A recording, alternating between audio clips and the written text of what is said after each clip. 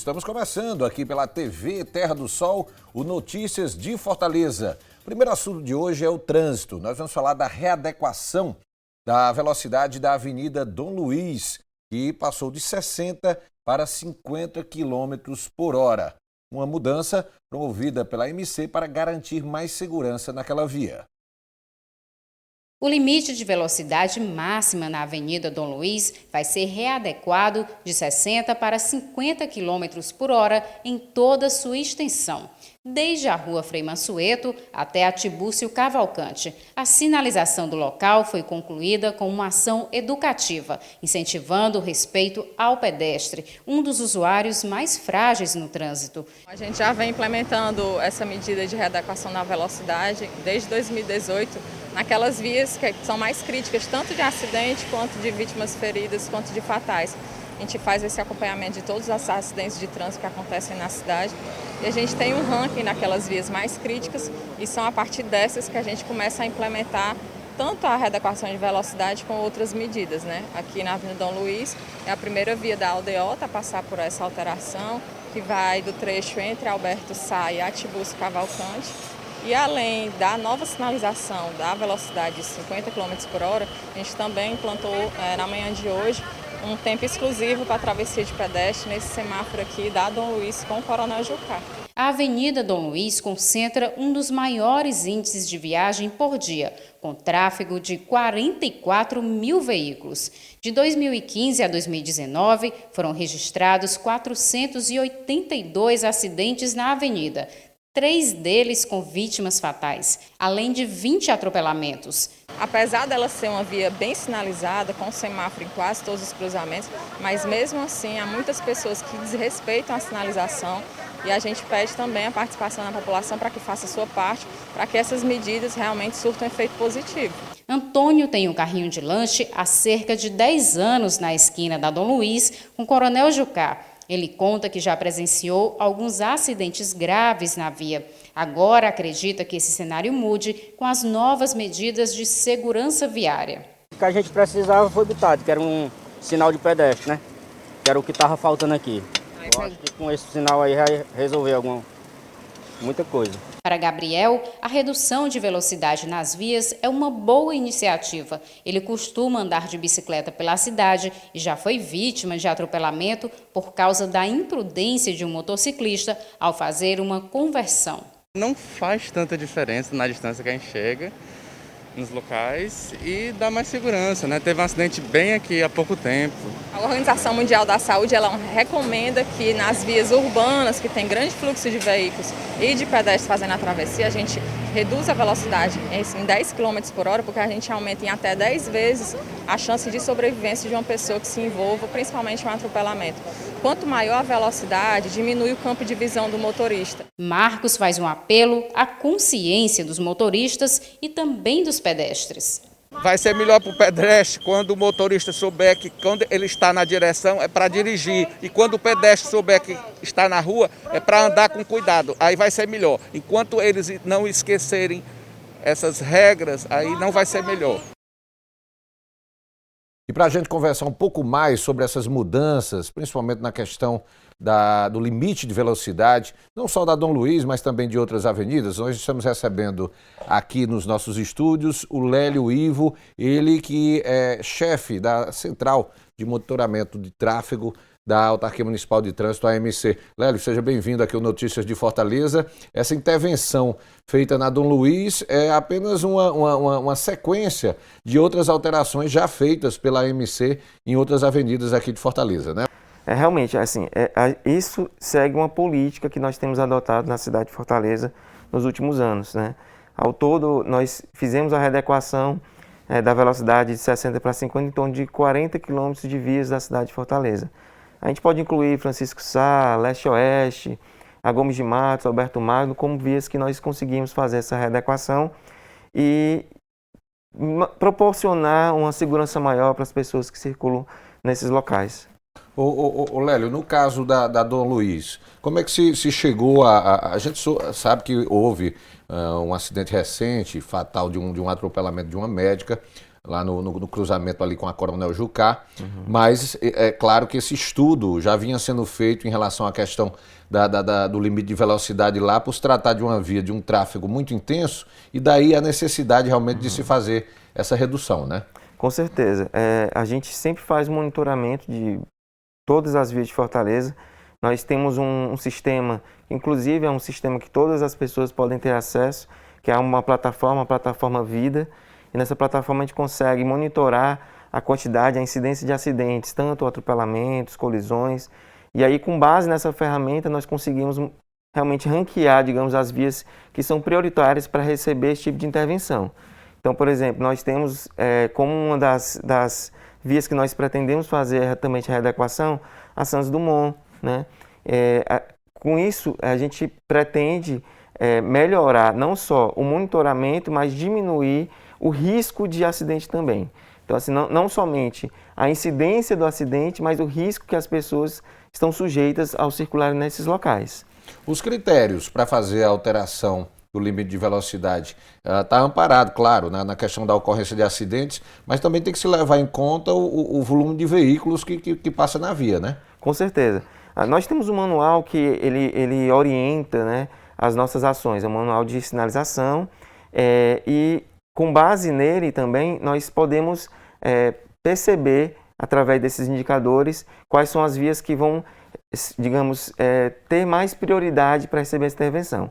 Então, o volume veicular é um fator importante, porque quanto mais veículos, obviamente, nós temos mais exposição das pessoas também, o volume de pedestres também, o tipo de uso do solo, por exemplo, se você tem uma via que é muito comercial, ou seja, você tem muita travessia nessa via, é um desejo de visitar um comércio, de ir para algum tipo de clínica na região, esse tipo de uso do solo também influencia diretamente, né, na quantidade de viagens, né, na demanda de viagens, ou seja, no deslocamento das pessoas e também tanto a exposição das pessoas, ela acaba se tornando maior, então nós acabamos colocando essas vias como mais prioritárias. Então a Dom Luiz, como nós bem sabemos, é uma via muito comercial, ou seja, ela atrai muitas viagens, são muitos carros que circulam na região exatamente para desenvolver suas atividades, né? E as pessoas também circulam lá. Então,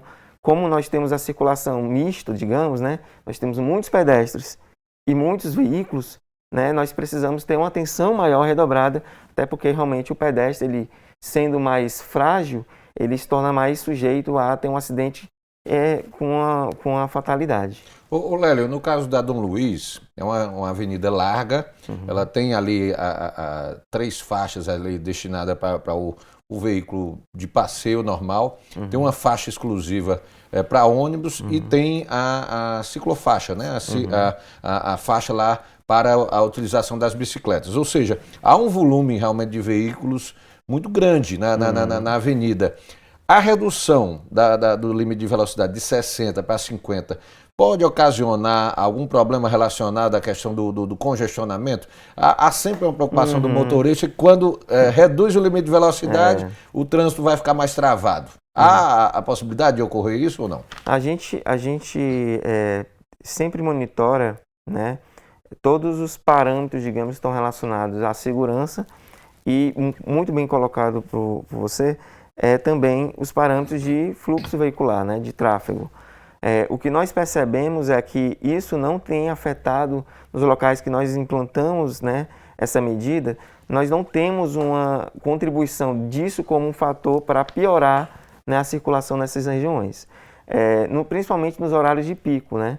Então, assim, você tem uma circulação em uma velocidade um pouco mais baixa, regulamentada, mas nós temos percebido que, na medida que nós implantamos a medida de redução de 60 para 50, as pessoas elas tendem a infringir menos a velocidade, elas tendem a ultrapassar a velocidade com a porcentagem menor de pessoas fazendo isso.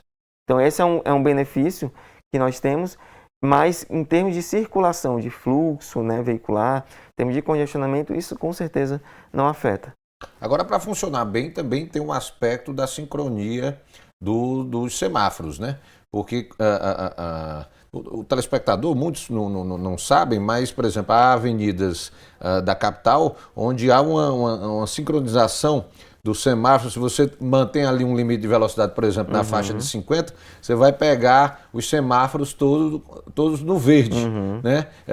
Isso também é trabalhado no caso desse aí da Dom Luiz, para gerar certeza. realmente a fluidez do trânsito, né? Não, com certeza. A gente tem a nossa central de monitoramento do tráfego, né, que a gente chama de CTAFO, né, controle de tráfego, em área de Fortaleza. Nós temos um dos sistemas mais modernos do mundo, que é um sistema inglês, é um sistema que gerencia, né, essa rede semafórica, né, essa parte da aldeota é toda gerenciada por ele, por esse sistema.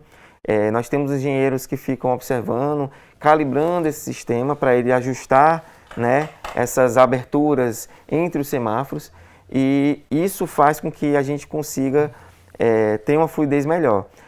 Muito bem observado, porque a fluidez, essa onda verde, digamos, né, nesses principais corredores como Santos Dumont, Dom Luiz, ele vai funcionar, mas ele vai funcionar para os veículos que estejam circulando a uma velocidade de pelo menos 50 km por hora, né? Porque nós programamos para aquela velocidade operacional regulamentada também. Então, é muito importante, se você desenvolver uma velocidade acima da permitida da via, você não vai pegar esses semáforos, digamos, abertos. Maravilha. E isso é fácil perceber se a pessoa tem o hábito de circular em determinada avenida que funciona esse sistema. É fácil realmente você observar quando você consegue pegar todos os semáforos no verde. É exatamente ter que manter naquele limite de velocidade determinado, né? Sim, sim. É importante, às vezes, ressaltar, porque às vezes, assim, essa questão do sincronismo entre os semáforos às vezes um pouco, a população não tem o conhecimento profundo, logicamente, mas pode acontecer de haver um desajuste e nós estamos observando isso e tentando buscar fazer com que eles tenham sempre esse sincronismo. Mas a ideia e a programação, tudo que nós fazemos, tudo que nós programamos com relação a toda essa parte de tempos dos semáforos é buscando também uma melhor fluidez, né, também para aquele corredor de trânsito. E, obviamente, nós temos o transporte público, né? Tem toda uma série de benefícios que nós temos com esse tipo de operação dos semáforos. Não só para os veículos individuais, para as pessoas que estão nos seus carros, mas também para esse transporte público, que realmente, nesses grandes corredores, é muito grande essa circulação. Ok, Lélio, vou pedir aqui um intervalo, daqui a pouquinho a gente continua aqui batendo esse papo aqui sobre as intervenções da MC para garantir uma segurança maior em avenidas com grande fluxo, com alto fluxo de veículos. Vou ao intervalo e volto já já.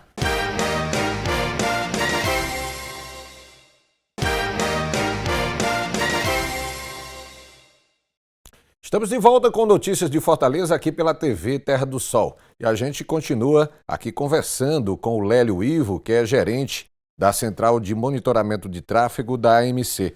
O Lélio, a gente falou sobre a Dom Luiz, né, que já está passando aí por essa redução no limite de velocidade. Mas há um estudo também já sendo desenvolvido para que essa mesma redução no limite de velocidade seja feita também na Avenida Santos Dumont, né? Que, por sinal, já faz parte do binário com a Dom Luiz. Uma tem um sentido e a outra tem a outra. Então, a ideia é que na Santos Dumont também seja reduzido esse limite?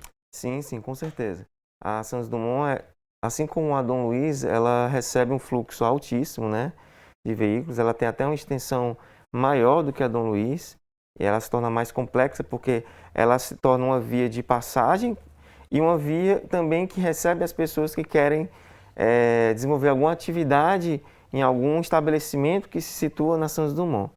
Então, ela vai com certeza receber uma atenção maior nossa, né? A gente tem coletado esses acidentes, coletado essas informações de acidentes, tentado identificar que tipo de acidente acontece mais, principalmente, para não somente readequar a velocidade, mas também ter alguma outra medida, seja com implantação de um tempo exclusivo para travessia de pedestre, algum cruzamento, para que a gente possa realmente melhorar a circulação. A gente tem trabalhado muito com o conceito de vias perdoam, né? Porque a gente muitas vezes, a gente sabe que o trânsito ele demanda da gente muita atenção, né? A gente está dirigindo, às vezes uma falta de atenção, você menos espera, aí você passou às vezes e comete algum tipo de infração. Mas o que a gente planeja para a cidade de Fortaleza principalmente, é uma cidade que, mesmo que você cometa algum tipo de deslize por falta de atenção, isso não seja o suficiente para você perder a sua vida ou ceifar a vida de outra pessoa por causa disso. Mais uma vez, a gente ressalta que nós temos que ter sempre muita atenção no trânsito. Evite usar o celular, não consuma, né, bebida, porque a gente sabe que qualquer deslize, principalmente em vias como essa, isso pode resultar numa morte de alguém. Um dado interessante é que a gente tem informações de que um acidente, um atropelamento, a velocidade de 60 km por hora, a chance de sobrevivência da pessoa é de 2% apenas. Então, a gente não pode relativizar e achar que o acidente ele é um acontecimento que está fadado a sempre acontecer. Nós temos que ser, de certa forma, intolerantes com relação ao acidente. Então, todas essas medidas que nós temos buscado implementar na cidade de Fortaleza, seja com redução de velocidade, implantação de semáforo, né, melhoria das calçadas, né, a travessia elevada também, que ajuda muito a moderar o tráfego, tudo isso é uma forma da gente proteger a vida, né? E a velocidade é um dos fatores de risco para morte no trânsito, né? Um dos fatores que a gente percebe que faz com que as pessoas realmente tenham perdido suas vidas no trânsito. Ô Lélio, a AMC ela já promoveu a redução do limite de velocidade em várias avenidas. Começou, me lembro que a primeira a sofrer essa intervenção de reduzir esse limite de velocidade foi a Avenida Leste-Oeste. Os resultados que vêm sendo apontados no sentido de reduzir o número de acidentes, de atropelamentos, de colisões, é representativo? É demais. Nós, recentemente, no ano de 2020, nós conseguimos atingir a meta, né, dos 10 anos, né, que a ONU estabeleceu, que era para reduzir até metade das mortes no trânsito, né, dos indicadores relacionados a acidentes, né, no caso, acidentes com vítimas fatais no mundo. A questão da acidentalidade, né, desses sinistros com vítimas fatais no mundo, ele é uma epidemia, por isso que ele é tratado realmente com uma importância muito grande, tanto pela Organização das Nações Unidas, como pelas prefeituras na cidade do país todo. Então, a gente, recentemente, em 2020, conseguimos alcançar essa meta, né, de redução. A gente, há 10 anos atrás, né, nós tínhamos em torno de quase 14 mortes por 100 mil habitantes na cidade de Fortaleza, e atualmente nós estamos com um indicador de aproximadamente 7. Então a gente conseguiu, através dessas medidas, né? A Leste-Oeste era uma das vias que mais tinham vítimas fatais em Fortaleza. E com essa redução, né, da velocidade em toda a Leste-Oeste, né, a gente conseguiu reduzir mais ainda essas vítimas fatais que aconteciam lá. Não só as vítimas, a quantidade de atropelamentos, né?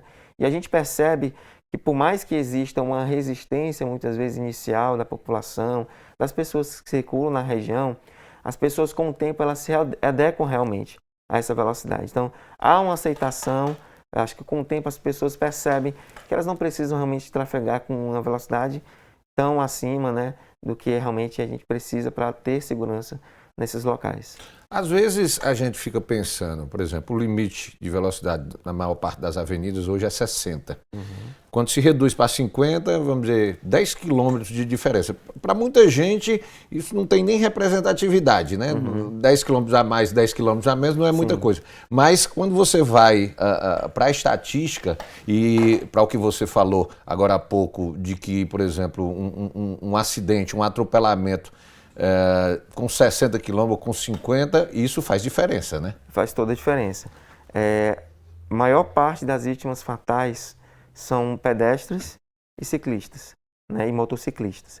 São as pessoas mais vulneráveis no trânsito, né? Mais de 80% das mortes em Fortaleza no trânsito, elas são de pessoas que estavam como pedestres, como motociclistas ou ciclistas. Então, a gente percebe que, assim, por serem muito vulneráveis, elas estão mais suscetíveis, né, a chegar a um acidente ou com algum tipo de lesão, às vezes até permanente, que vai invalidar aquela pessoa, ou realmente chegar à fatalidade. Essa diferença entre de 10 quilômetros, que não parece às vezes muito, ela é muito para quem está ali mais vulnerável. Então, assim, você tem, como eu disse, 2% de chance de sobreviver a um acidente, um atropelamento a 60 km por hora. Isso já aumenta para quase 20% caso com a velocidade de 50 km por hora. Já melhora significativamente, né? Quase 10 vezes mais chance que você tem de sobreviver a um acidente se você for atropelado na velocidade de 50 km por hora. Então, assim, são medidas como essa, né? Mais uma vez a gente ressalta que fazem e ajudam a gente a proteger a vida. A nossa missão na engenharia de tráfego é muito mais salvar vidas realmente do que propriamente dar somente a fluidez. Esse é um paradigma que a gente tem quebrado muito dentro do ambiente técnico e do ambiente também acadêmico. As pessoas têm cada vez mais discutido na área que a ideia em si é primeiro realmente dar segurança, dotar as cidades e projetar as vias para realmente proporcionarem mais segurança para as pessoas que estão circulando, né? E também, logicamente, dar fluidez na medida necessária, né? Mas com certeza, a gente precisa um pouco de empatia, também se colocar no lugar das pessoas. Você está no carro aqui, você tem que se colocar no lugar daquela pessoa que está querendo atravessar. E aí a gente precisa também ressaltar a importância de você atentar para a legislação. Se você vai fazer uma conversão, você tem que dar prioridade a quem está fazendo a travessia na rua, né? A pessoa que está parada na faixa de pedestre tem a prioridade para fazer a travessia naquele local, né? Esses locais onde nós colocamos as faixas, geralmente os locais onde você tem a maior demanda de travessia de pedestre, então realmente são locais que precisam ser utilizados e tem a atenção também do condutor do veículo. Então são vários fatores que interferem nisso. É o comportamento do condutor, são as características da via, né? E é isso onde a gente pode gerenciar mais na parte de engenharia, ou quando a gente projeta uma via, quando a gente especifica qual é a velocidade que deve ser a velocidade regulamentada e operacional naquele local. São alguns equipamentos que nós colocamos para melhorar. Tudo isso vai contribuir para que a gente possa circular e sair de casa e chegar no seu destino com a maior segurança, tanto a pessoa que vai a pé como a pessoa que vai no seu veículo. Então, vamos estar atentos sempre a tudo isso que está envolvido no trânsito, né? Ok, Lélio, vou pedir mais um intervalo. Daqui a pouquinho a gente está de volta aqui e continua conversando aqui sobre as intervenções da MC para reduzir o limite de velocidade em algumas avenidas aqui da capital. Eu volto já já.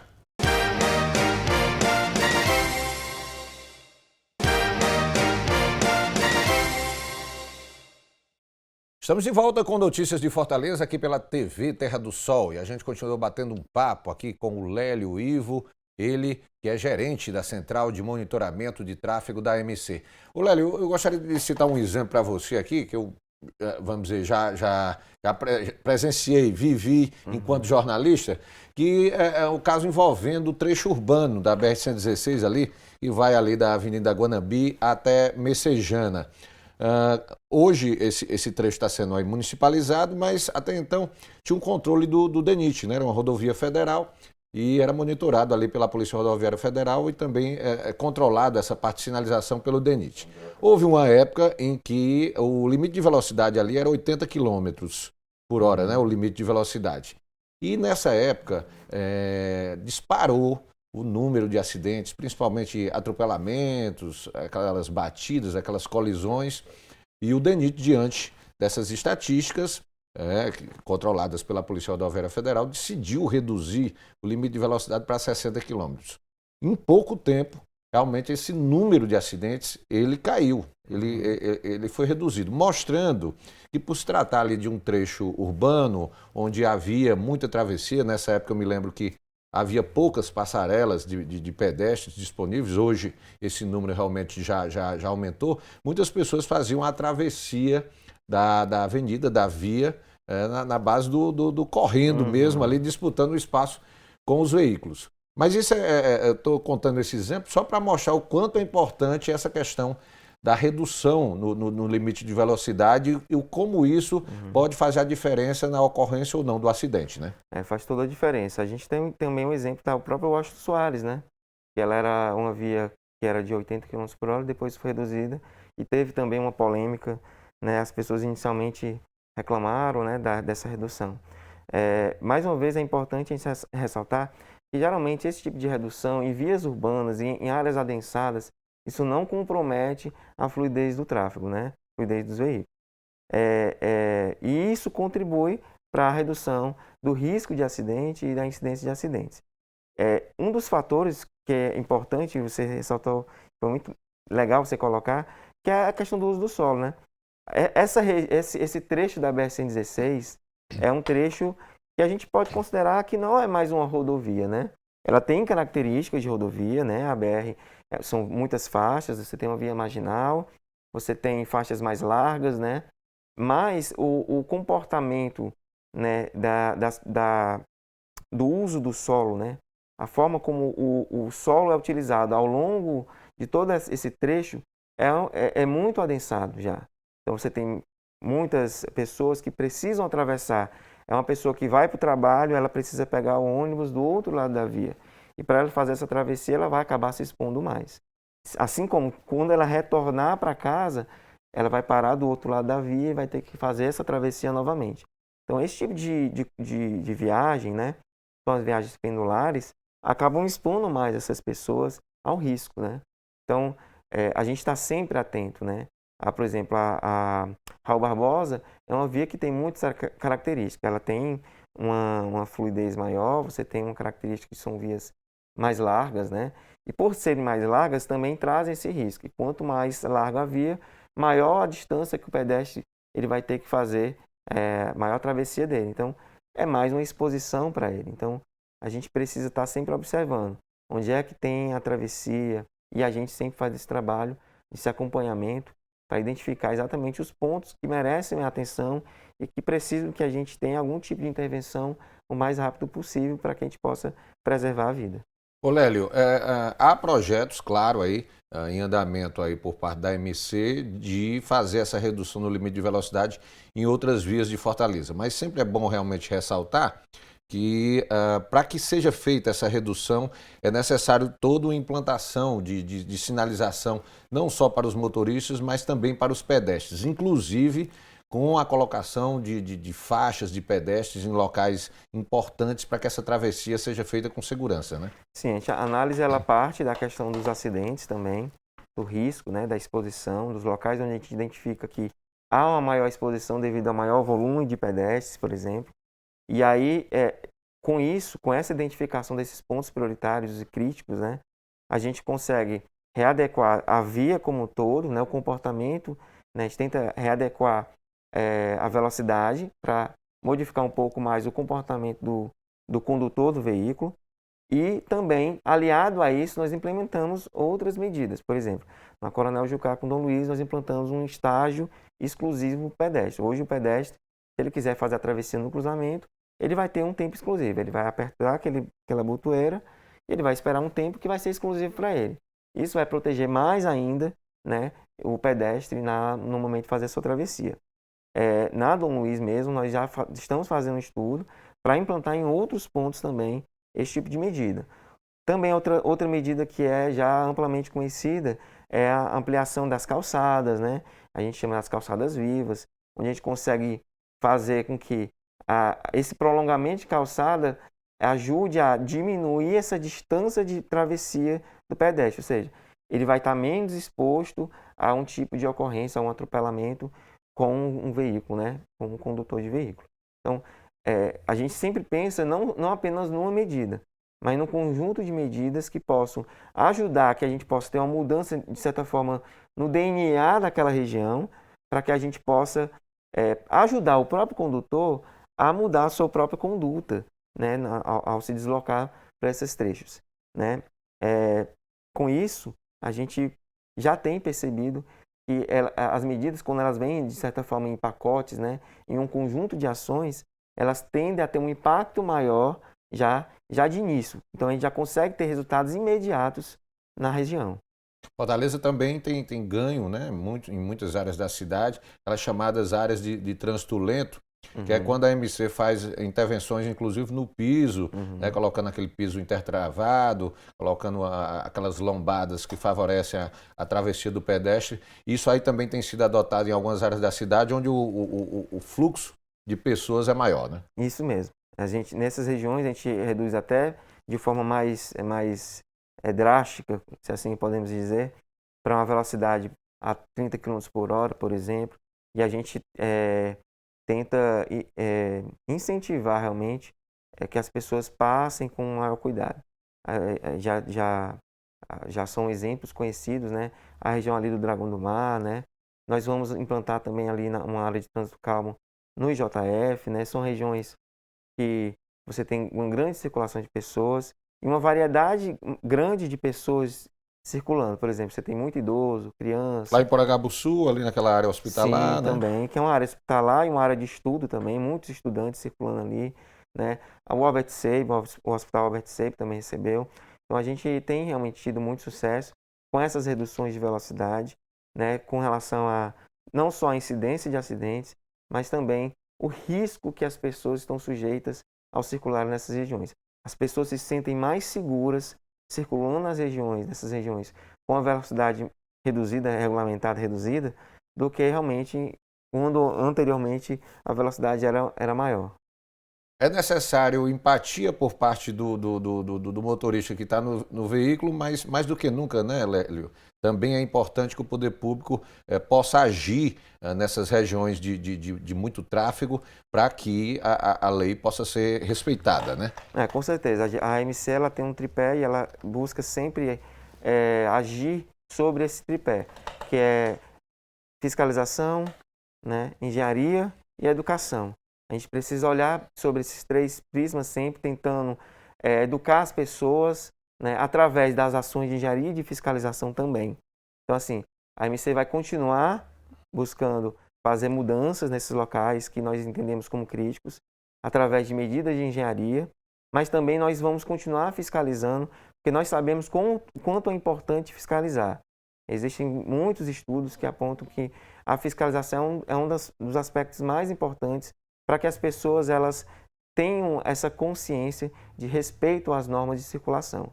A legislação ela nada mais é do que uma norma de conduta para que a gente possa ter uma convivência mais saudável. Então, a circulação é um ambiente público e a gente precisa respeitar a legislação, porque nesse momento você está respeitando o próximo. Então, realmente, essa empatia ela é necessária, mas essencialmente a gente precisa respeitar a legislação. Lélio, obrigado mais uma vez aqui pela sua presença aqui no Notícias de Fortaleza, aqui da TV Terra do Sol, dando esses esclarecimentos importantes relacionados à redução do limite de velocidade em várias vias, em várias avenidas aqui da capital. Muito obrigado pela sua presença. À disposição. Nós vamos ao intervalo, daqui a pouquinho eu trago mais informações para você pela TV Terra do Sol. Um instante só, eu estarei de volta.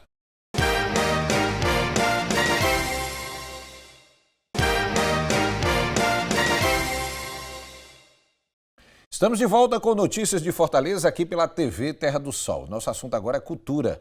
Olha, a Vila das Artes está com as inscrições abertas para a seleção de professores para a Escola Pública de Circo. Essas inscrições podem ser feitas até o dia 25 de fevereiro de forma online.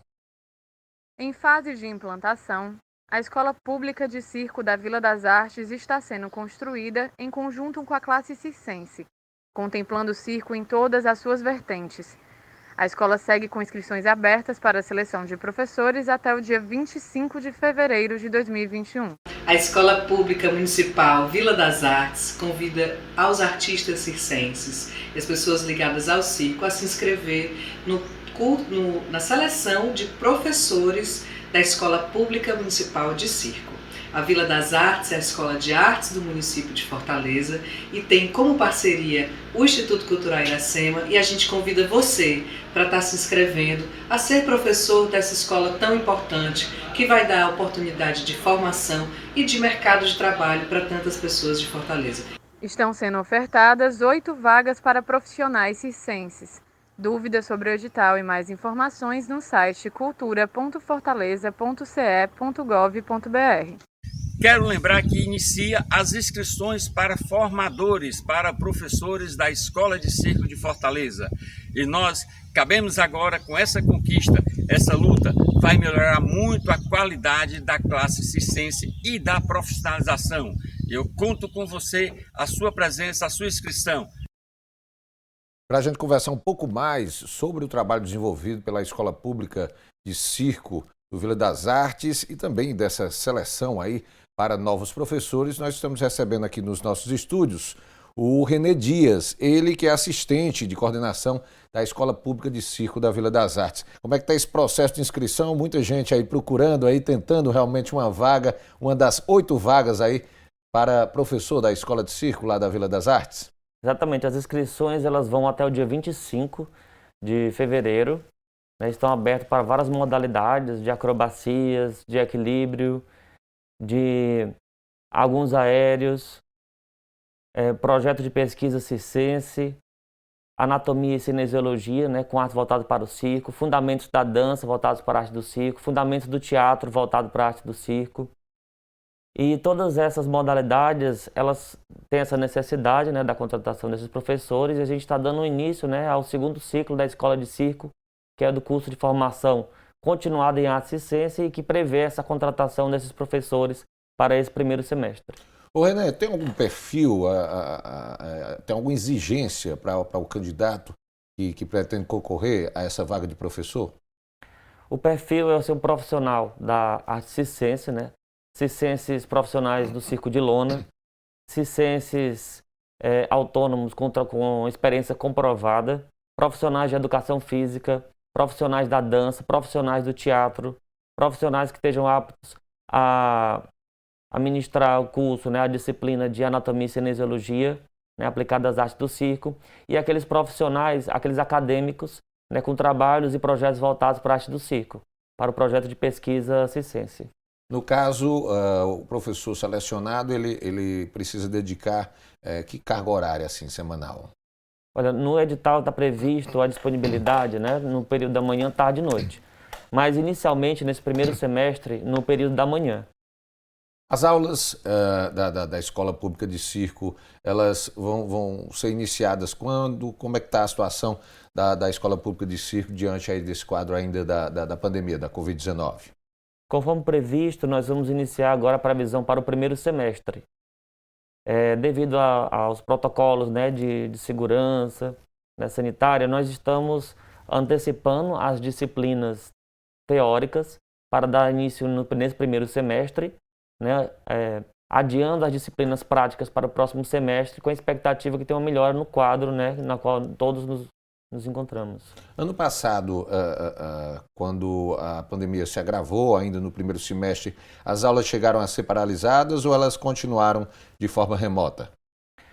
Foi um grande desafio para todos, né? Tanto para a Escola de Circo como para as outras escolas que compreendem o Complexo Cultural Vila das Artes, a Escola de Dança, a Escola de Teatro, a Escola de Artes e Mídias Digitais, a Escola de Audiovisual, e na verdade todas as instituições públicas, privadas, né? A grande maioria das instituições de ensino, porque nós tivemos que fazer a adaptação do presencial ao virtual, né?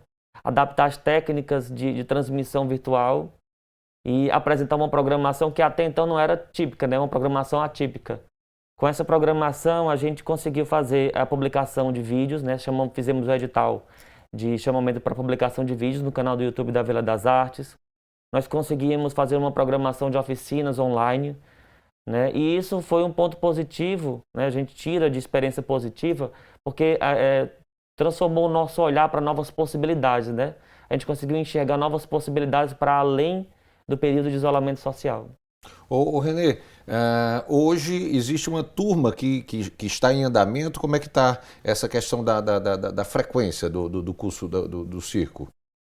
A escola de circo, igual todas as outras escolas que compreendem o Complexo Cultural Vila das Artes, né, no formato, né, igual, a escola de circo ela iniciou o primeiro ciclo, que são cursos e oficinas, né, que funcionam como uma espécie de termômetro para a demanda da escola de circo. Né? Ao término desse primeiro ciclo, nós iniciamos em diálogo com o Fórum de Trupes, grupos e artistas circenses do estado do Ceará, a Associação dos Proprietários e Artistas de Circo, Escolas de Circo do Ceará, a APAES, juntos com o Ecocirco do Instituto Intervalo, representantes da Universidade Estadual da Bahia, representantes da Escola Pernambucana de Circo, a Lona de Circo da Maria lá de Itapipoca, o Ecocirco, Instituto Intervalo, que eu já falei mencionado, o Circo Escola Canoa Criança, né, e os artistas tradicionais circenses, né, em diálogo com a gestão da Escola de Circo, com o Instituto Cultural Iracema, né, construíram o Seminário de Imersão Colaborativa, né, que dá início ao segundo ciclo da Escola de Circo, que é o de formação continuada. Pois é isso que eu queria entender para a gente explicar para o nosso telespectador. É um curso único ou existem vários cursos que você pode fazer dentro da escola? São vários projetos que são desenvolvidos, né? Nós temos o projeto, como eu falei, dos cursos livres, que são as oficinas, que são desenvolvidas já há um certo tempo, né, na Escola de Circo, e agora a implantação do curso de formação continuada em arte circense, que é nesse segundo ciclo, a partir desse seminário de imersão colaborativa, né, foi feito em diálogo com as instituições mencionadas anteriormente, que prevê uma carga horária de 2.000 horas. Essa é a primeira turma de formação continuada em arte circense, né, que vem no mesmo formato das outras escolas. Essa vai ser iniciada ainda? Que está sendo iniciada agora no primeiro semestre. Os cursos livres, eles são mais rápidos? Os cursos livres têm a duração geralmente de uma semana, no mais tardar um mês, né? E funcionaram exatamente como um termômetro para o segundo ciclo, que é o curso de formação continuada. Nesse curso de formação continuada, nós temos um cronograma de execução que prevê essa contratação de professores. Após a contratação de professores, nós lançamos o edital para os alunos poderem se inscrever e participar do curso de formação continuada em arte circense. No caso dos professores que vão ser selecionados, que são 8 vagas, está aberto só para o pessoal aqui do estado, aqui cearenses, ou pode ser também, a pessoa de outro estado também participar? Pode, pessoas de outros estados podem participar, desde que se comprometam com a disponibilidade de horário, né? E tem que estar atento também que tanto pode ser presencial como pode ser online, né? Nós também temos que pensar nessa logística, quando a pessoa for fazer a inscrição, essa disponibilidade de horário, principalmente agora no período da manhã, nesse primeiro semestre. Para fazer as inscrições, né, as inscrições estão disponíveis no Instagram da Vila das Artes, @Vila das Artes Fortaleza, no site da Prefeitura de Fortaleza, lá no ícone lá de cultura, e podem se inscrever para essas 8 vagas, né? Como eu já falei, os interessados, profissionais da arte circense, professores de educação física, profissionais da área de dança, da área do teatro, profissionais aptos a aplicar a disciplina de anatomia e cinesiologia, e acadêmicos com projetos desenvolvidos para a arte circense, que é para a disciplina de projeto de pesquisa, né? Ô Renê, a ideia é que nesse segundo ciclo que você falou, vai ser esse curso de formação continuada, haja uma mescla em relação a aulas virtuais e presenciais? Como é que vocês estão planejando? Qual a estratégia a ser adotada ainda nesse primeiro semestre, quando ainda nós estamos vivendo essa situação aí da Covid-19? Para esse formato de adaptação vem sendo discutido na Vila das Artes, né? E isso depende de acordo com as turmas, com as escolas, né? Na escola de circo, para o curso de formação continuada em arte circense, nós vamos fazer a antecipação das disciplinas teóricas para, nesse primeiro semestre, funcionar remotamente, né? Através das aulas pela plataforma do Google Meet, que é o que nós utilizamos atualmente.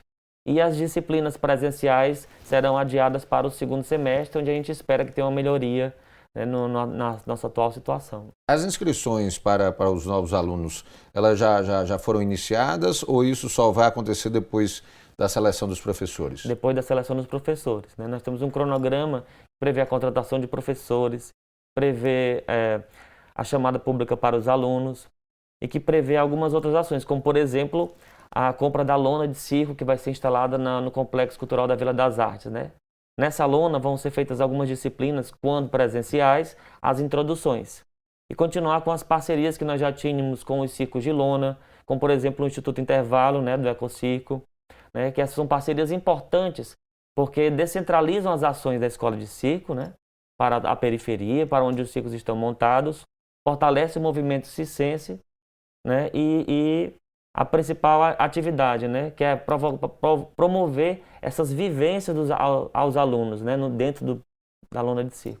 Ô René, você falou aí que foram oferecidos já na Escola Pública de Circo da Vila das Artes vários cursos livres que ajudaram exatamente a vocês moldarem esse segundo ciclo, que é o de formação continuada, né, em artes circenses. Daí é que vocês definiram aí quais seriam as disciplinas, aí, quais os professores que iriam ser selecionados para esse segundo ciclo de formação? Nós procuramos inspiração na Escola Nacional de Circo e outras escolas, outras escolas de circo. Essa inspiração ela vem também com a procura, não somente a inspiração em exemplos de sucesso de escola de circo, como na identificação, na identificação da escola de Fortaleza. Então, procurando a originalidade, mas com os modelos de exemplos de sucesso de outras escolas de circo, né? E aí a gente pegou esses exemplos, esses projetos em diálogo com os fóruns e as representações da classe circense aqui em Fortaleza, dialogando essas disciplinas, né? Essas disciplinas elas foram pensadas pensadas nos profissionais que já existem em Fortaleza, em diálogo com os modelos de sucesso, em diálogo com o movimento circense de Fortaleza e em fase experimental. Nós estamos, como é novo, a nossa situação ela é nova para todas as escolas e principalmente agora nesse momento de pandemia que nós estamos passando, e também é novo no sentido de como é o primeiro curso de formação em arte circense, tudo é experimental. E esse primeiro semestre ele vem também em fase experimental. Eu acredito que quando terminar o curso, nós teremos o curso de formação pensado. Porque às vezes a gente faz o planejamento para um curso completo e no decorrer ele tem as alterações. E isso decorre no diálogo que a gente tem diretamente com o movimento circense em Fortaleza. Você falou aí que esse curso de formação continuada, vocês estão estimando aí que vai ser de duração de 2.000 horas, não é isso? Isso é quanto tempo aí previsto? Qual é vamos dizer, a frequência, vamos dizer, de aulas que a pessoa vai ter na semana, por exemplo? Qual a ideia que vocês estão tendo em termos de tempo de formação? Pois é, esse primeiro semestre ele vem exatamente como um experimento, né? Como um projeto piloto para o decorrer do curso, como também o curso é um projeto piloto. No primeiro semestre nós prevemos 3 dias na semana, no período da manhã, com disciplinas presenciais e teóricas. Nessas disciplinas, elas vão aumentando no decorrer do curso. 3 dias na semana, com o formato que está tendo agora, ela vai aumentando até chegar ao ponto que serão todos os dias na semana. Mas isso vai depender também de acordo com a turma, de acordo com o desenvolvimento desse primeiro semestre. Ô René, você estava falando sobre essa questão de profissionais aqui do Ceará que já atuam nessa área do circo e tudo. Nós temos, pelo que vocês já têm em termos de levantamento, até de conhecimento, de outras escolas, né, dessas associações ligadas ao circo aqui, nós temos bons profissionais para ocupar essas 8 vagas que estão sendo oferecidas aí de professor lá na Vila das Artes? Nós temos a lona de circo, né, os circenses tradicionais, os educadores, os técnicos e as instituições mencionadas anteriormente, eles vêm com a luta há muito tempo pela escola de circo, né, uma grande conquista a escola de circo, né? É uma conquista que é marcada no final de 2018 para o início de 2019, com a chegada do coordenador da Escola de Circo, Luciano Bento, né, apoiado pela diretora do Complexo Cultural Vila das Artes, Mileide Flores, né, junto com o Instituto Cultural Iracema, que é quem tem a administração compartilhada das escolas e da escola de circo, né? Ok, Renê, eu vou pedir aqui um intervalo rapidinho. Daqui a pouquinho a gente continua aqui batendo um papo aqui com o Renê Dias sobre as inscrições que estão abertas aí para a seleção de 8 professores para a Escola Pública de Circo, que é controlada pela Vila das Artes aqui na capital. Vou ao intervalo, daqui a pouquinho estou de volta aqui para a gente continuar esse bate-papo.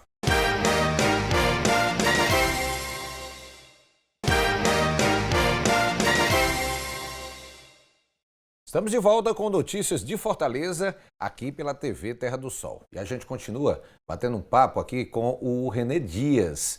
Ele que é assistente de coordenação da Escola Pública de Circo da Vila das Artes. Ô, Renê, a gente sabe que o circo, de maneira geral, está vivendo um momento aí realmente de muita dificuldade diante dessa pandemia da Covid-19. E o cenário, vamos dizer aqui, de Fortaleza, do Ceará, não é diferente de outros estados nessa situação de dificuldades. Esse incentivo, né, de formação, de busca de formação de novos artistas, que parte da Vila das Artes, é fundamental até para um processo de motivação aí dessa arte do circo, mesmo diante desse cenário e na busca realmente de dias melhores aí desse ano de 2021, né? Isso mesmo. A escola de circo ela é uma conquista da classe circense aqui em Fortaleza. As parcerias com os circos de lona são fundamentais, tanto para a escola de circo como para o circo de lona, né? Essas parcerias elas funcionam com a extensão da escola de circo dentro do circo de lona, a execução de várias atividades, a descentralização das atividades da escola de circo nas regiões periféricas e dentro do circo de lona, o fortalecimento desse vínculo e o fortalecimento do movimento circense na cidade de Fortaleza com essas parcerias, né? Porque na escola de circo, no Complexo Cultural Vila das Artes, a gente faz as introduções às atividades circenses, aos módulos, né? Às disciplinas. E nos circos de lona, nos circos parceiros, nas instituições parceiras, como o Instituto Intervalo, como a Rede Cuca, como os circos de lona, né, os circos tradicionais, eles são importantes porque, além da gente conseguir realizar essas atividades complementares, né, que são atividades que envolvem um espaço maior, que envolvem alguns aéreos, né, a gente fortalece esse movimento importante para a cidade de Fortaleza, né? E Renê, a questão da formação em si, a gente sabe que principalmente aí no caso dos circos de lona, normalmente o artista, ele é formado dentro do próprio circo, né? Há aquela coisa também de se passar a arte de pai para filho, né? Dentro da própria família, mas se ter uma escola de circo, uma escola pública de circo, sabe, onde as pessoas podem entrar nesse processo de formação de uma maneira gratuita, de forma gratuita, ela é fundamental para a renovação, vamos dizer, desse plantel de artistas, né? Exatamente. Por isso, a conquista da escola de circo, né? Quando o movimento, a classe circense, ela veio dialogar para que houvesse essa escola de circo, né? E marcada com o Seminário de Imersão Colaborativa Circense, onde foi proposto uma escola, né, que fizesse uma formação de profissionais circenses, né? Que esses profissionais fossem certificados e tivessem as oportunidades, a troca de conhecimentos, tanto entre os próprios circenses como técnicas que são utilizadas, né, no Brasil e no mundo, né? E isso em uma escola que tivesse aberta à reflexão, que tivesse aberta à pesquisa e principalmente ao diálogo. Então, essa é a importância da escola de circo para o movimento circense, para o diálogo, para o aperfeiçoamento das técnicas que já existem e principalmente na preservação das tradições circenses. Hoje, é claro que, como você falou no bloco anterior aqui, vai se iniciar esse segundo ciclo, que é a oportunidade da pessoa passar por um curso de formação continuada, ou seja, um curso mais longo. Por enquanto, os cursos que têm sido oferecidos são cursos livres, são mais rápidos, aí, de uma semana, um mês e tudo. Mas qual a importância dessa formação no sentido de que a pessoa que passa pelo curso, o que ela aprende, a capacidade que ela começa a adquirir, pode representar para ela um início de uma carreira, uma oportunidade nos circos que hoje estão em funcionamento? Olha, com os programas que são desenvolvidos hoje pela Escola de Circo, antes da implantação agora do curso de continuado em Formação em Arte Circense, nós temos o projeto Cursos Livres, nós temos o projeto Criança no Picadeiro, Férias no Picadeiro, nós temos o projeto Hoje Tem Espetáculo, que garantem uma formação para crianças, né, para todas as faixas etárias e para todos os públicos. Quando eu falo assim todos os públicos, eu estou dizendo aquela pessoa que tem uma curiosidade pela arte circense e aquele profissional que quer fazer o aperfeiçoamento nas técnicas circenses, aquela pessoa que já trabalha no circo, já trabalha na arte circense, que é para fazer aquele aperfeiçoamento nas técnicas. Uma requalificação, né? Uma requalificação. Como também, através do projeto, né, de projetos, elaboração de projetos culturais voltados para a arte do circo, eles têm a oportunidade de elaborar, de ter essa capacitação para a elaboração de projetos e poder concorrer aos editais que são ofertados hoje, né?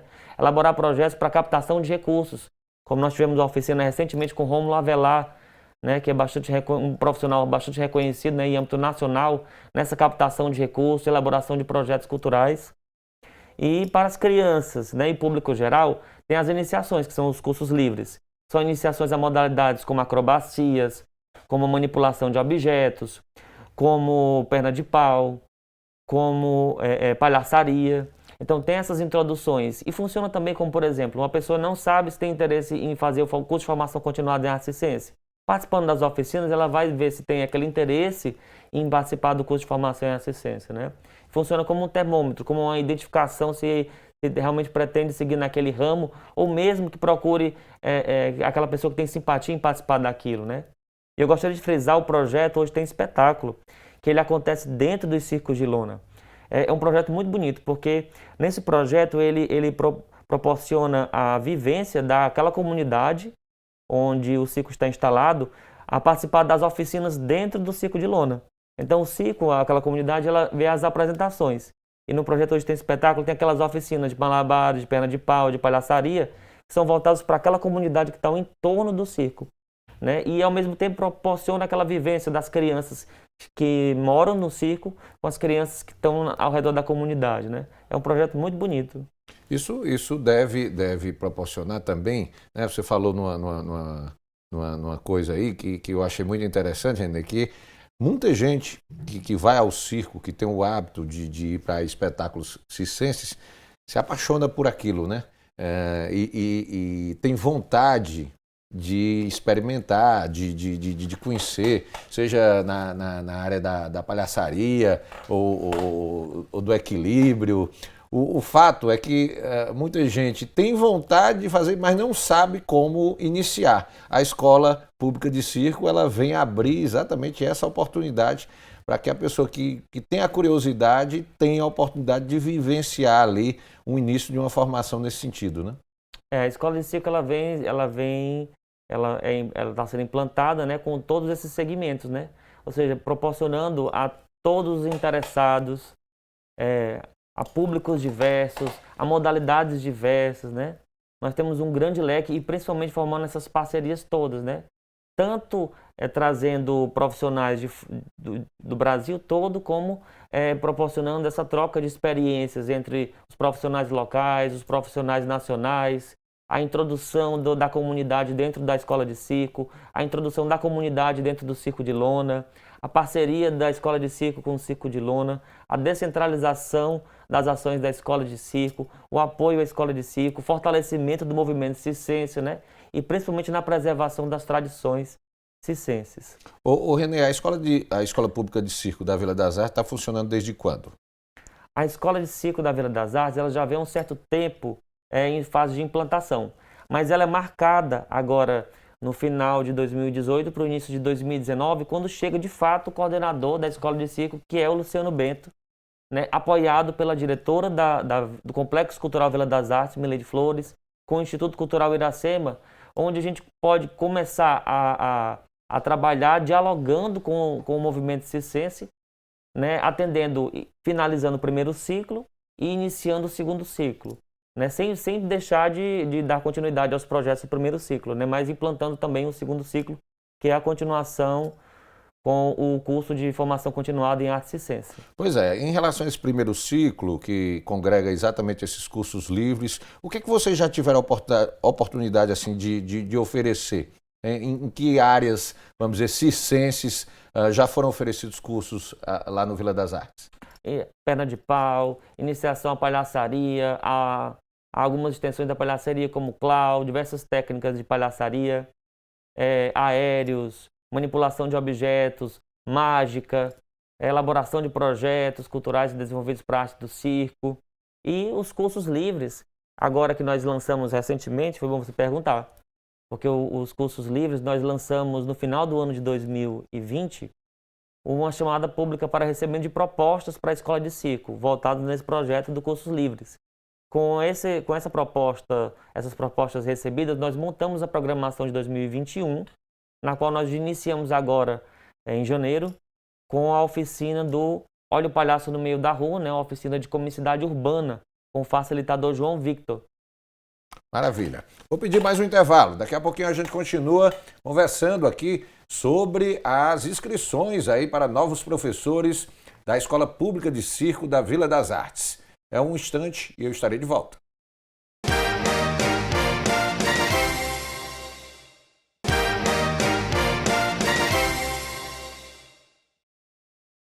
Estamos de volta com notícias de Fortaleza aqui pela TV Terra do Sol e a gente continua conversando aqui com o Renê Dias, que é assistente de coordenação da Escola Pública de Circo da Vila das Artes. Renê, eu gostaria de falar agora um pouquinho sobre infraestrutura.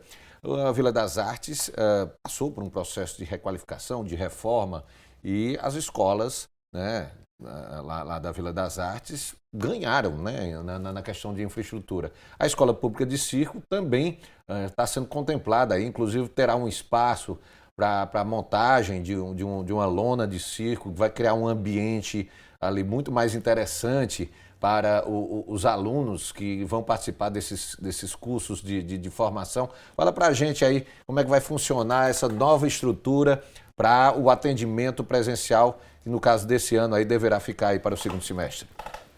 Na reforma da Vila das Artes, nós fomos contemplados com a lona de circo, né, que vai ser montada no complexo, lá localizado ali no estacionamento da Vila das Artes. E fica ali próximo à Praça Clóvis Bevilacqua, né? Na Praça Isso da Bandeira ali, né? Fica entre o prédio principal da Vila das Artes, do Complexo Cultural, entre a Casa de Barão de Camusim, no estacionamento na parte do meio, né? Ali será montada uma lona onde será feito as disciplinas de introduções, as disciplinas de manipulação de objetos, alguns aéreos das iniciações e vai continuar com a parceria com os circos de lona, né? Como nós falamos, é a parceria importante tanto para a escola de circo como para o fortalecimento do movimento circense e a descentralização das ações da escola. Essa já é a parte considerada prática do curso, né? Isso. No segundo semestre nós já prevemos essas iniciações na lona já na escola de circo mesmo. A ideia é que esse curso de formação continuada tenha início ainda nesse primeiro semestre. Como você adiantou no bloco anterior, nesse primeiro momento vocês pretendem dar vazão a essas disciplinas, a parte mais teórica, que será feita de forma remota? Isso. Nesse primeiro semestre nós vamos fazer essa antecipação das disciplinas teóricas e está previsto o adiamento das disciplinas presenciais para o segundo semestre, que provavelmente já vão ser realizados na lona de circo montada no Complexo Cultural Vila das Artes.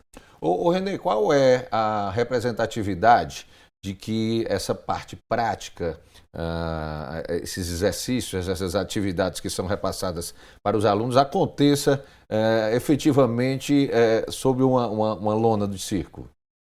É maravilhosa, porque nós temos, além da excelente estrutura que tem na Vila das Artes, né, das salas, nós agora ganhamos uma lona, que vem como uma identificação da escola de circo, né? É importante pela questão visual e da representatividade da lona de circo para a escola de circo, né? É diferente de você ter uma aula numa sala, né, quadrada, fechada, e você ter uma aula dentro da lona de circo, onde você respira o circo, onde você consegue ter aquela experiência, aquela vivência junto com a lona, né? É como o aluno já vivenciar aquela situação ali de espetáculo, naquele ambiente onde normalmente ele futuramente vai se apresentar, né?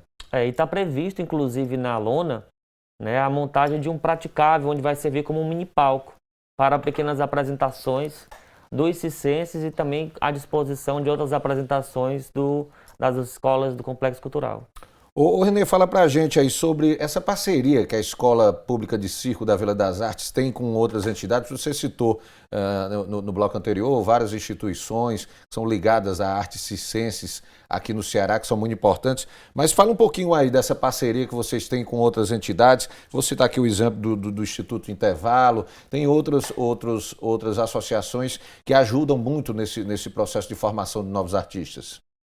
Tem as parcerias com os festivais, que é o Festival Internacional de Circo, parceria com a Rede Cuca, parceria com o Ecociclo Instituto Intervalo, parceria com a Associação dos Proprietários, Artistas, Escola de Circo do Estado do Ceará, que é a APAES, o Fórum de Trupes, Grupos e Artistas Circenses do Estado do Ceará, o Circo Escola Canoa Criança, e enfim, são muitas parcerias que são formadas e muitas que ainda vão ser formadas, né? Porque está no nosso projeto essa ampliação das parcerias, né? Para que nós ampliando essas parcerias, nosso objetivo, além da formação dos profissionais para a escola de circo, seja o fortalecimento do movimento circense, né? E a legitimidade do movimento enquanto conquista da escola de circo e das ações que são realizadas em Fortaleza atualmente. Renê, para a gente finalizar a nossa entrevista, reforça aí para as pessoas que estejam interessadas em participar dessa seleção para novos professores lá da Escola Pública de Circo da Vila das Artes. As inscrições acontecendo até o dia 25 de fevereiro, não é isso? Até o dia 25. São 8 vagas. Diz aí para as pessoas como quem tiver interessado em concorrer a uma dessas vagas, como é que deve proceder? Os interessados a concorrer às vagas para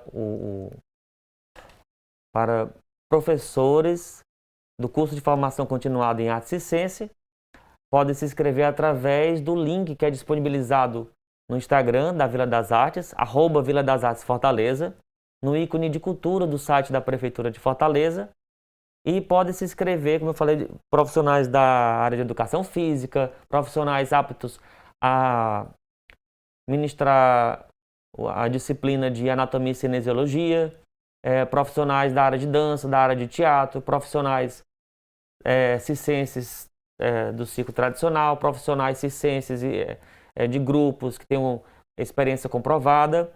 E também eu gostaria de chamar a todos, porque nós estamos abertos às inscrições para um curso, dos cursos livres, para a oficina de As Múltiplas Faces do Palhaço, com o facilitador Cláudio Ivo, que vai até sexta-feira também. Nós temos aberto agora as inscrições que vai até sexta-feira para a oficina de As Múltiplas Faces do Palhaço com Cláudio Ivo. E também o link está no Instagram da Vila das Artes. O canal é o mesmo, né? Os mesmos canais. Tem o Instagram da Vila das Artes, @Vila das Artes Fortaleza. E no site da Prefeitura de Fortaleza, lá no ícone de cultura. Maravilha, então.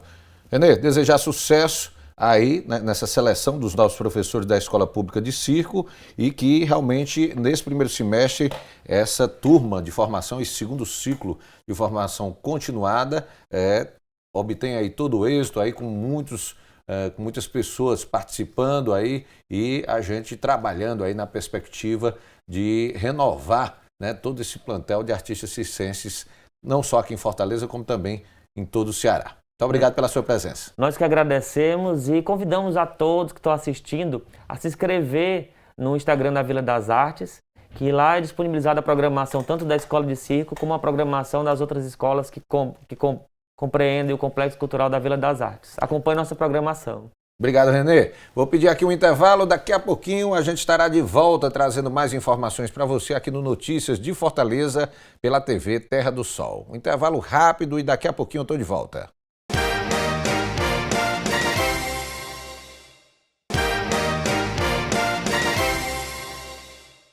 Estamos de volta com Notícias de Fortaleza aqui pela TV Terra do Sol. Olha, o bairro Luciano Cavalcante e bairros vizinhos estão podendo aproveitar desde outubro do ano passado do Parque da Longevidade Fernando Dias Macedo. Conheça mais sobre esse espaço.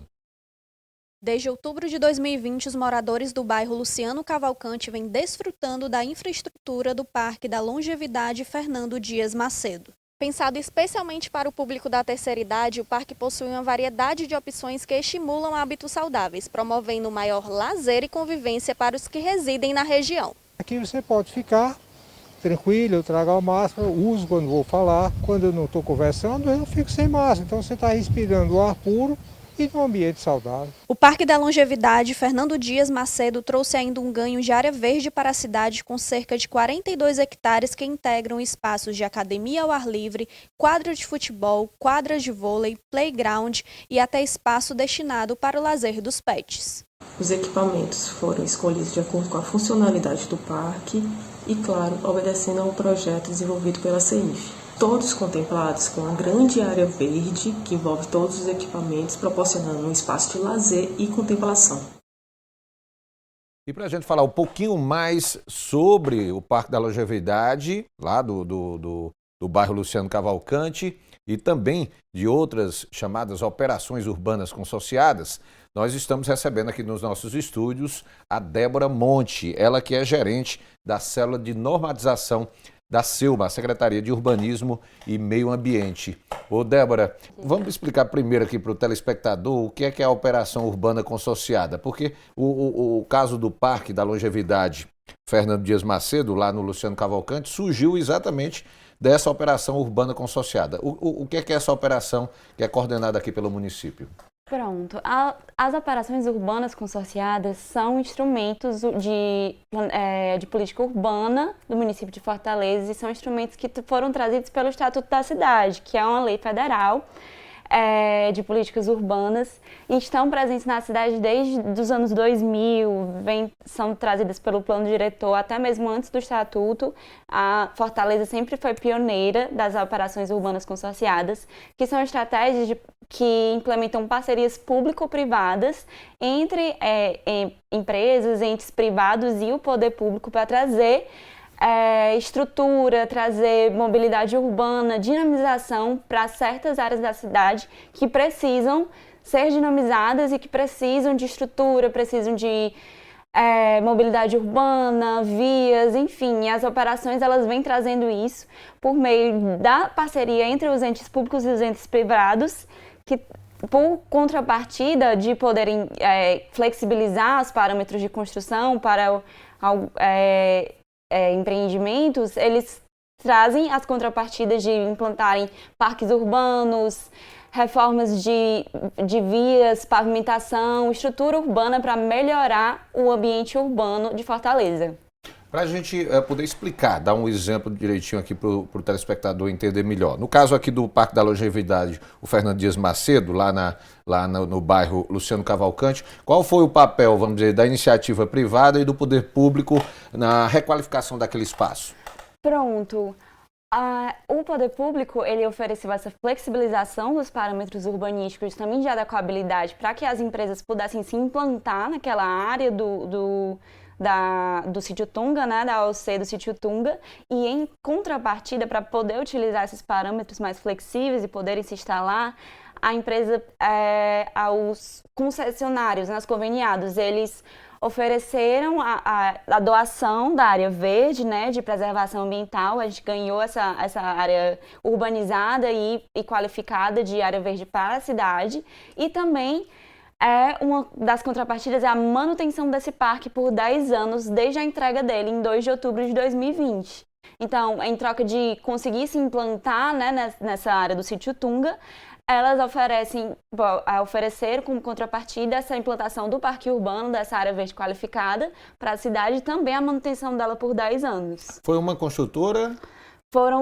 São empresas, são várias empresas. No caso, eles utilizaram esse espaço do sítio Tunga para empreender, para construir. E era uma área considerada de preservação, é isso? Isso, tinha uma área classificada como preservação ambiental, que era de posse deles, né, propriedade do ente privado, que foi doada para complementar o parque da longevidade. Esses 4,2 hectares de área verde urbanizada entregues. A colocação lá dos equipamentos, os mobiliários urbanos, como bancos, parquinho, tudo ali, é a empresa. Tudo foi de responsabilidade financeira dessas empresas. Isso, a contrapartida também incluía a colocação dos mobiliários, a entrega do parque como um todo. A empresa realmente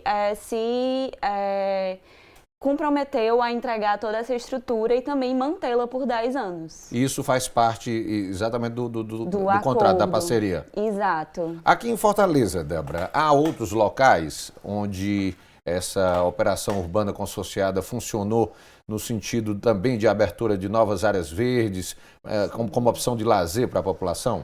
Pronto, tem outras áreas sim em Fortaleza. Fortaleza atualmente tem 7 operações urbanas consorciadas em implementação ou já concluídas, como a OC do Parque Riacho Maceió, ali o Parque Bisão. Parque Bisão, né? Foi uma contrapartida proveniente de uma operação urbana consorciada. A empresa também é responsável da mesma forma pela manutenção do parque e enfim, deixar sempre ali bem cuidado para todo o público de Fortaleza poder utilizar.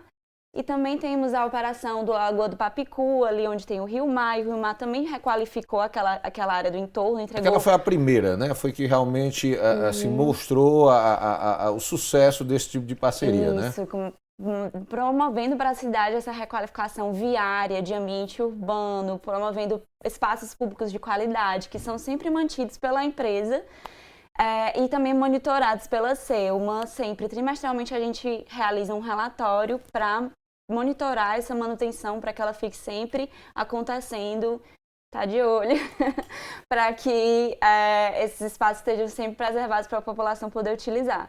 No caso, então, temos aí o do Papicu, da Lagoa do Papicu, também a do Parque Bisão, do Riacho Maceió, esse outro. As outras já estão em execução? Quais são? Assim, nós temos também a operação urbana consorciada da Sapiranga, que recentemente teve um conveniado que vai começar assim, a executar tanto as contrapartidas como também, né, o empreendimento. Mas está em fase de implantação, essa aí? Isso, está em fase de implementação. Nós também temos a operação do Jockey Club, que uma que já foi finalizada com a entrega do Hospital da Mulher e também do empreendimento do Shopping Center, que também requalificou aquela área ali, que era o Jockey, né? Estava também abandonada, e essa operação conseguiu levar dinamização, requalificação para essa área mais afastada do eixo central do município de Fortaleza. Débora, para que a operação urbana consorciada ela possa, vamos dizer, ser concretizada, a iniciativa, ela parte do poder público ou parte da iniciativa privada, no sentido de tentar firmar essa parceria? Pronto. O poder público ele sempre recebe as demandas, a identificação de alguma área que seja potencial para que haja uma operação urbana consorciada, uma parceria público-privada, e analisa se é de interesse público que aquela operação seja firmada, que é possível dentro da legislação urbana municipal também, de parcelamento e uso e ocupação do solo, e também as diretrizes do plano diretor, né, que direciona o desenvolvimento urbano da cidade, se essa operação urbana pode ser implementada e ela é benéfica para a cidade. Após essa Mas análise, a proposta, ela parte vamos dizer assim, da empresa, da iniciativa privada? Parte da iniciativa privada. Em 2017 e 2018, o poder público contratou uma empresa que foi uma empresa para mapear as novas operações possíveis, áreas que seriam potenciais operações urbanas consorciadas, para que sejam implementadas novas poligonais, novas regiões para serem dinamizadas também, como já foram algumas operações. E essas OCs, elas estão em análise para serem, porque é por lei, né? Elas são publicadas em lei pela Câmara, estão em análise pela Câmara desde Precisa ser aprovada então. pelos vereadores para serem para poderem ser concretizadas. Exato, é tudo aprovado pela Câmara por meio de lei e todos os parâmetros, os conselhos gestores das operações, porque existe um conselho que analisa quem vai se conveniar e quais serão as contrapartidas ideais para aquela operação. Sempre tudo analisado por meio do Conselho das Operações. Ok, Débora, vou pedir aqui um intervalo rápido, daqui a pouquinho a gente continua conversando aqui sobre as operações, os consórcios urbanos consorciados, que são uma alternativa criada através da Secretaria de Urbanismo e Meio Ambiente para que novas áreas verdes da cidade possam ser criadas aí numa parceria público-privada. Vou ao intervalo e já eu estou de volta.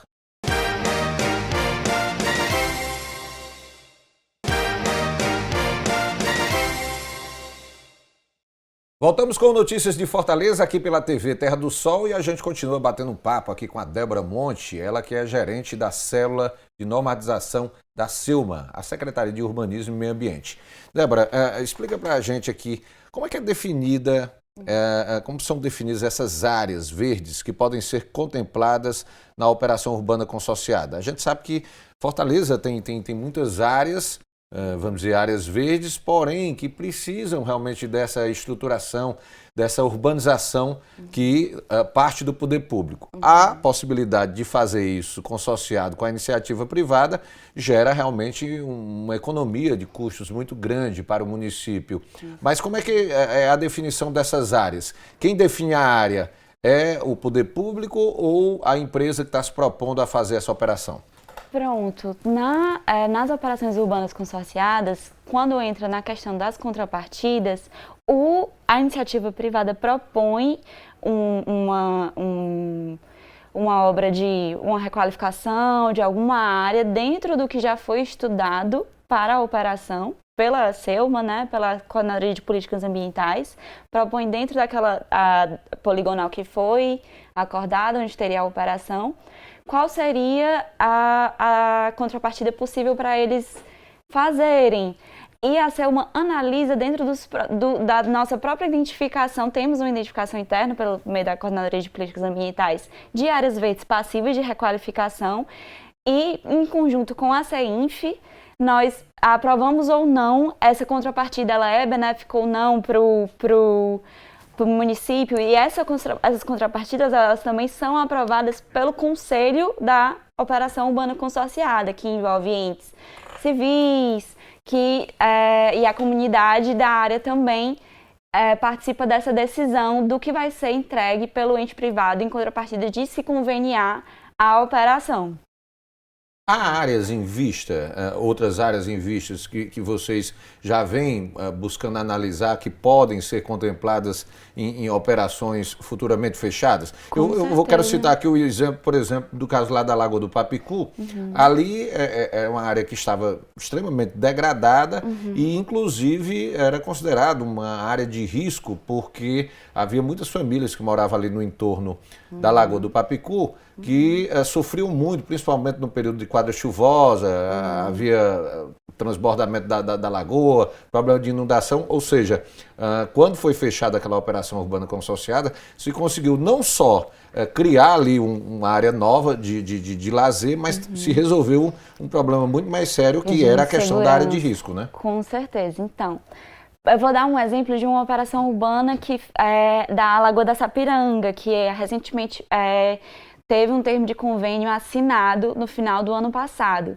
Na operação urbana da Lagoa da Sapiranga, por exemplo, foi definida por meio da lei uma área de interesse para a implantação do parque urbano, onde está delimitada na lei a definição, os limites desse parque, e dentro dos limites desse parque, os entes privados vão propondo, caso seja de propriedade, por exemplo, de uma empresa X, aquela parte do parque, ele vai oferecer como contrapartida a doação para o poder municipal, essa parcela do parque, para que a gente possa entrar E também com as iniciativas financeiras, né, contrapartidas financeiras, poder implementar os trechos de acordo com os mais conveniados, para que o Parque Urbano vá se consolidando de maneira completa. A área já foi toda delimitada, mas vai partir também da iniciativa privada o interesse de querer se conveniar e também participar da construção do parque. Como é que é definido o limite de investimento? Ou seja, a partir do momento em que a empresa, né, chega e propõe a operação urbana consorciada, ela, por exemplo, vai querer utilizar lá um espaço para uma determinada construção e o município diz qual seria a contrapartida. O limite de quanto será investido está relacionado a quê? Está relacionada à área que a empresa vai ocupar, para o empreendimento que ela está querendo fazer? Como é que se define o limite de investimento? Pronto. Existe a flexibilização, o que a empresa quer realizar e o que é que aquilo significaria que eles teriam que entregar para o poder público para poder realizar. Por exemplo, era necessário uma outorga de um valor X. Esse valor X pode ser dado de maneira financeira para o município, né, se for aceito pelo conselho ou não, ou também em forma de doação de imóvel. Isso vai ser definido de acordo com os empreendimentos que vão ser propostos pelos conveniados. Por exemplo, se for 20x, ele vai ter que entregar uma contrapartida equivalente ao que ele quer construir. Quanto maior o empreendimento, mais investimento ele vai ter que fazer em questão de contrapartida para a operação. Mas é um cálculo que é definido pela Secretaria de Infraestrutura. Isso, exatamente, pela CEINF. Esses projetos que estão em fase de estudos, vocês já vão mais ou menos pensando em áreas, em novas áreas que vão sendo contempladas? Depois desse da Sapiranga, que foi fechado ainda em dezembro do ano passado, há outras áreas já em vista que são fruto de estudos? Pronto, a gente, como eu havia falado para você anteriormente, em 2000... E na segunda gestão do Roberto Cláudio, né, do ex-prefeito Roberto Cláudio, a prefeitura contratou um estudo para a identificação de novas áreas passíveis de serem operações urbanas consorciadas. E é objetivo do município, de vontade da Selma, que essas operações realmente aconteçam, sejam implementadas pela Câmara, para que a gente consiga trazer ainda mais dinamização para outras áreas da cidade, mais extensas, porque as primeiras operações de Fortaleza eram polígonos um pouco menores, não eram áreas tão abrangentes quanto as novas operações estão sendo, como a operação do Sítio Tunga, a operação de Osório de Paiva, que é ali já na borda do município, que foi entregue à via, toda urbanizada, pavimentada, correta. Também o empreendimento que foi possibilitado de dinamizar aquela área da Osório de Paiva, que Foi do supermercado, né? Esse aí? Isso, exato, do comércio atacadista. Foi construído uma área de lazer, uma quadra, Foi né? construído um centro social, um centro poli, né, de social e educativo para a comunidade dali do entorno utilizar. E também o projeto da via todo também foi feito por meio da operação urbana consorciada. É um exemplo que mostra que a contrapartida não obrigatoriamente precisa ser uma praça, né? Isso, também parque, pode ser um equipamento cultural. Equipamento que pode ser contemplar o interesse ali da comunidade do entorno, né? Do empreendimento, né? Sim.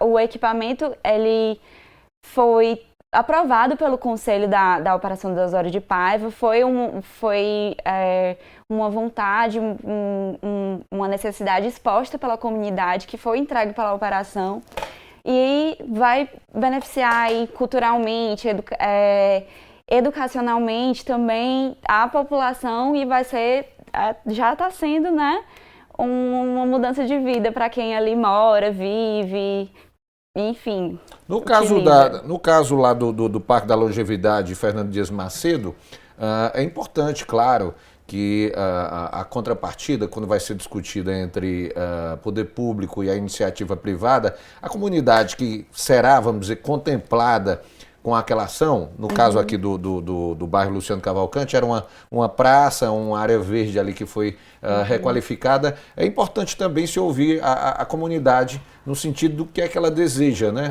Para aquela área, né? Ela é sempre ouvida nos conselhos das operações e a gente vê aí como o Parque da Longevidade, a gente viu o depoimento de quem utiliza, como é benéfico para a qualidade urbana, a qualidade ambiental daquela área, o espaço verde, a oportunidade de ter essa área verde e para utilização da população, também para lazer, para melhoria da saúde, né, praticar de esportes e também convivência, ser um espaço de convivência para quem ali utiliza. Ok, Débora, vou pedir mais um intervalo, daqui a pouquinho a gente está de volta aqui no Notícias de Fortaleza, conversando mais sobre as operações urbanas consorciadas que são comandadas aí pela Secretaria de Urbanismo e Meio Ambiente, a SEUMA. Eu vou ao intervalo e volto já já.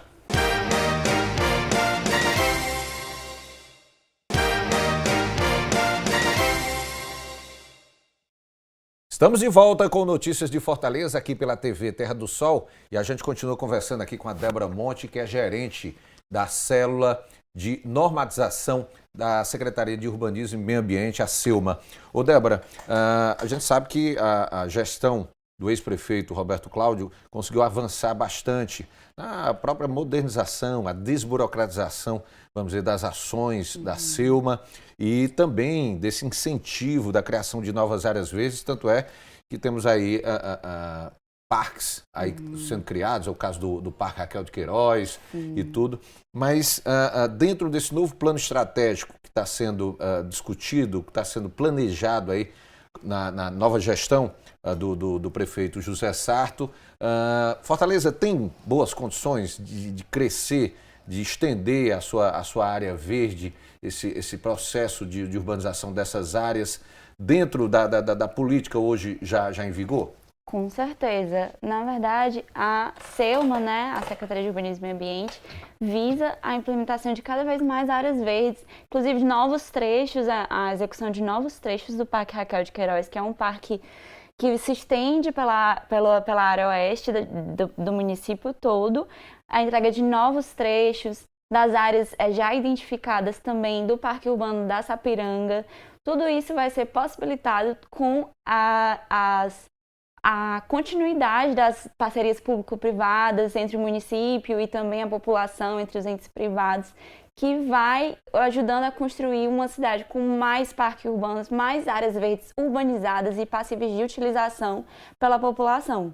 Hoje, você considera que Fortaleza é uma cidade que ainda dispõe de áreas verdes? A gente sabe que muitos parques foram urbanizados na gestão passada, ou seja, foram regulamentados, o que garante realmente aquele trabalho de manutenção desenvolvido pelo poder público. Mas Fortaleza hoje é uma cidade que, dentro das normas vigentes, tem muito verde, tá? Oferece para a população bons espaços? Eu acho que sempre podemos melhorar, né? A oferta de áreas verdes e áreas livres nunca é demais, pelo menos no meu julgamento, para que a população tenha acesso a esse ambiente saudável, urbano, com disponibilidade de mais árvores, mais áreas de convivência. E Fortaleza é destaque, já recebeu prêmios nacionais por ter uma grande disponibilidade de áreas verdes para a população, né, para o município. Mas como já foi traçado, né, na gestão anterior e é uma vontade que continue nessa gestão atual, a implementação de cada vez mais áreas verdes urbanizadas, passíveis de apropriação desse sentimento de pertença pela população. Ô Débora, você é gerente exatamente da área da célula de normatização da SEUMA, que cuida exatamente desse fechamento de parcerias. É uma obrigação, a questão da criação de espaços verdes para a cidade, espaços de convivência, não é uma responsabilidade mais só da prefeitura, só do poder público. A iniciativa privada, a sociedade de maneira geral, precisa participar desse processo, né? Com certeza, e também com as parcerias público-privadas, privadas, é possível que haja um sentimento maior de pertença entre a população, entre os entes que entregam as contrapartidas de infraestrutura, melhoria urbana na cidade. Já que eles estão entregando essa parte da cidade, é mais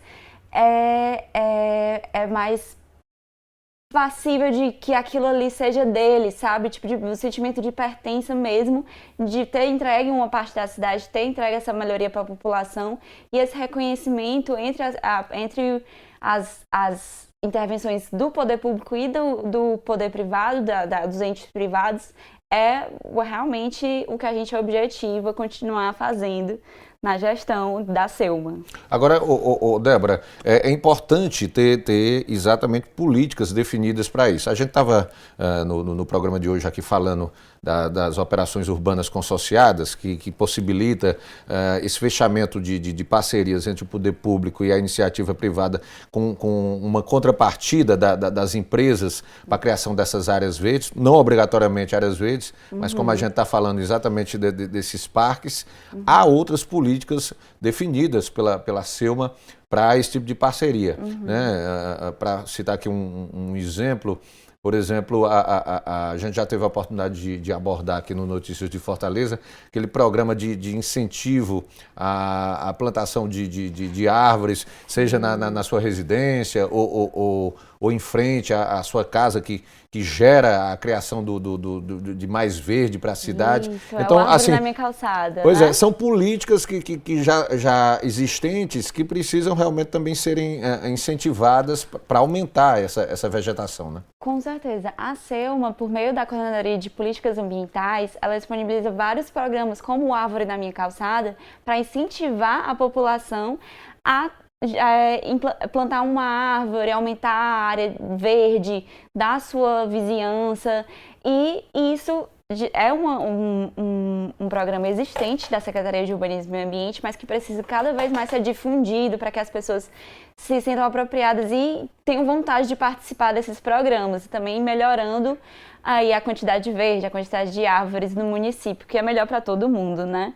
Hoje, Débora, a lei, vamos dizer assim, as normatizações técnicas relacionadas ao meio ambiente, no caso aqui de Fortaleza, precisa de mais adequação, precisa evoluir. Hoje o que nós temos aí em vigor ajuda com que o poder público possa avançar nesse setor?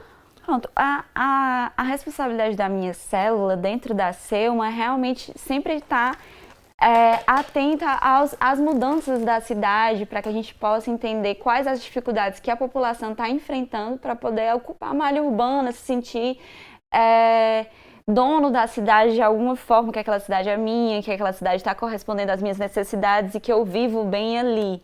Então, a gente está sempre nesse trabalho de estudar e buscar novas estratégias de política urbana para melhorar tanto a legislação urbana, a legislação de uso e ocupação do solo do município, que precisa ser atualizada, também como o plano diretor, que traz as diretrizes para que a gente faça o desenvolvimento urbano da melhor maneira, da maneira mais adequada para o município, com participação popular, e também os estudos todos necessários para que esse plano traga todas as diretrizes necessárias para Fortaleza. E fundamental também de tornar isso de conhecimento público, né? Porque a gente certeza. sabe que o que ocorre muito hoje é que as pessoas até defendem, né, a questão da criação de espaços mais verdes, essa questão da defesa do meio ambiente, mas falta muitas vezes o próprio conhecimento do cidadão em relação a quais são as normas vigentes, né? Com certeza. Por isso a Selma, a gente sempre está tentando atualizar o canal Urbanismo e Meio Ambiente, que é a plataforma onde a gente disponibiliza nossos serviços totalmente online. A Selma, recentemente, no ano passado, conseguiu tornar todos os seus serviços disponíveis online para o cidadão dentro do canal Urbanismo e Meio Ambiente. Então, ali no canal, a gente tenta fornecer todas as informações que a população poderá precisar. Estamos sempre recebendo sugestões de como melhorar a transparência, o fornecimento de informações por meio do canal.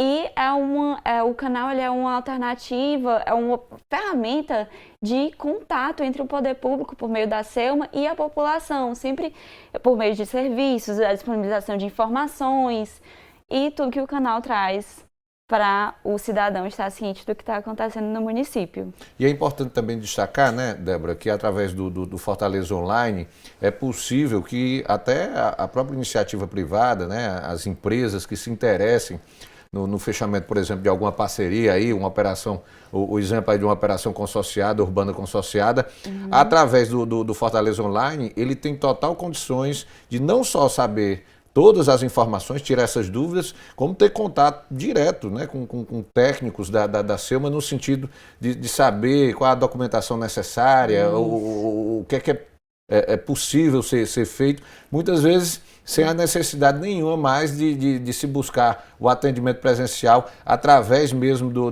de forma remota, de forma virtual, ele tem acesso a todas essas informações, né? Sim, recentemente com o advento da pandemia, né, a crise que a gente enfrentou no passado, continua enfrentando, a SEUMA disponibilizou em tempo recorde esses serviços pela plataforma digital, tanto de pré-análise, caso o cidadão tenha alguma dúvida do serviço que ele vai pedir para a secretaria, ele pode marcar um atendimento por meio de videoconferência, por meio do canal, ele marca tudo no site e o atendimento ocorre de maneira virtual.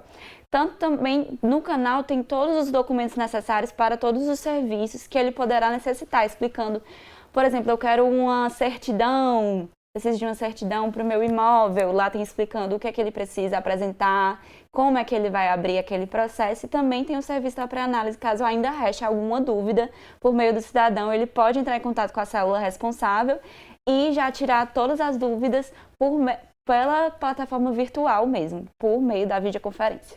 Débora, gostaria de agradecer a sua presença aqui no Notícias de Fortaleza, aqui da TV Terra do Sol. Acho que o meio ambiente é, sem dúvida alguma, um tema, uma área vasta, mas que cada vez mais é necessário que a população como um todo possa realmente se preocupar com a questão do verde, uma cidade assim mais saudável para se viver e para se compartilhar, né, espaços verdes são sempre muito importantes na cidade para garantir realmente uma convivência mais harmônica de todas as pessoas, e eu acho que a SEUMA tem um papel realmente fundamental nesse disciplinamento e também na orientação da população como um todo. Muito obrigado aqui pela sua presença. Eu que agradeço também, muito obrigada, um bom dia.